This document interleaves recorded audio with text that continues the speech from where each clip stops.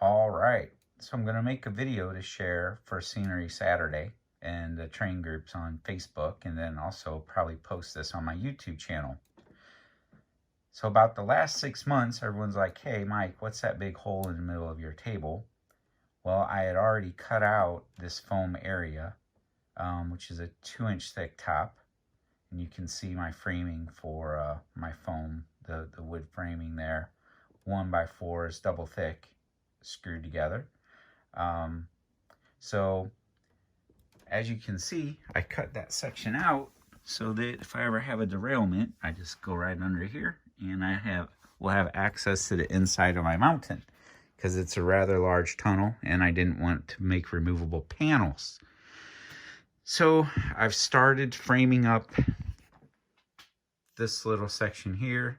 It's about 32 by 40. And that's going to provide a flat spot for either a mountaintop or if I want a scene up there or city. And then I'm using screen because I'm not using plaster cloth, which I have historically used on my N scale and HO scale layouts. And I wanted to try something completely new because I'm really liking the spray foam stuff, because you can really do a lot with it. There's some limitations around the plaster cloth, and even carving out foam, that can be very cool too, like blocks of foam or 1-inch thick, stacked up, sanded, sealed, and carved to how you want. So as you can see, this really isn't fastened yet. So I started obviously with my risers, which were, basically the width of this road bed. Then I added a 1-inch lip all the way around here, as you can see, where I'm attaching the edge of the screen for the mountain. You can see I pulled it away a little here. So let's take a walk over here. And this is the spray foam, what it looks like. One of the things I don't like about spray foam is I do like the layers here that looks mountain-like.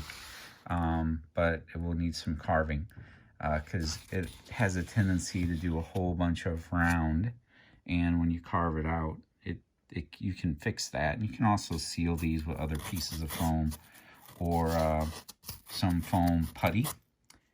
But let's take a walk over here where I've already gotten a little bit further on this side, and you can see I've gotten rid of a lot of the round type stone, and I've carved it out into more square. And I do leave some of the round because it looks cool. Like if you have some grass coming into it, then you have some round rocks. And then I've started coloring it. The idea is it will match up this part of the layout that's been done right here, just this section, for my first experiment about a year ago, I guess.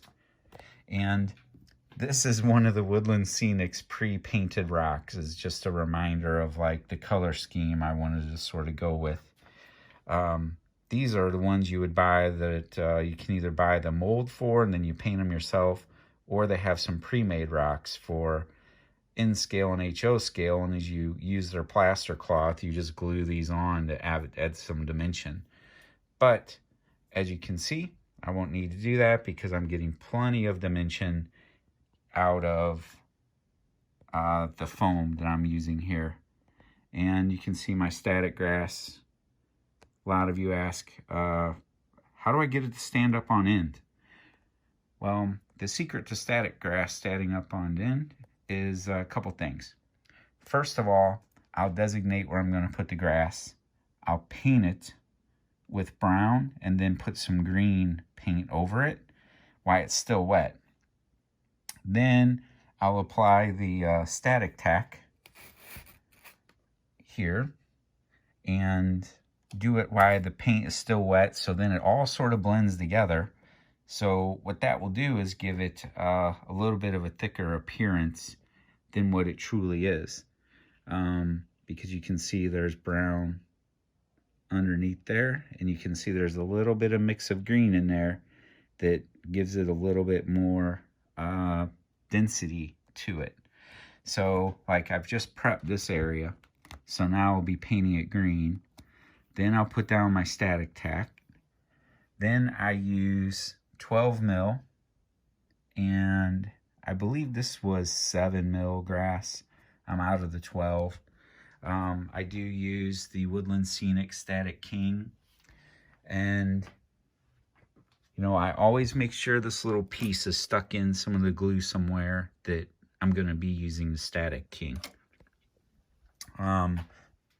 Excuse me. From there, once I'm done using the Static King, I get the handy dandy shop vac right there, and I will pull up the shop vac and vacuum up the leftover grass, and it pulls up the grass and makes it stand up even better than the Static King, and it helps dry the glue faster. That will keep that grass standing up on end. Then as far as the painting goes, I use all these colors at once.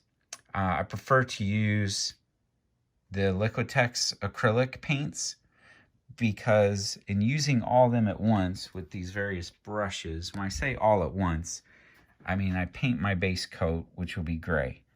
Then I'll mix those colors as I go.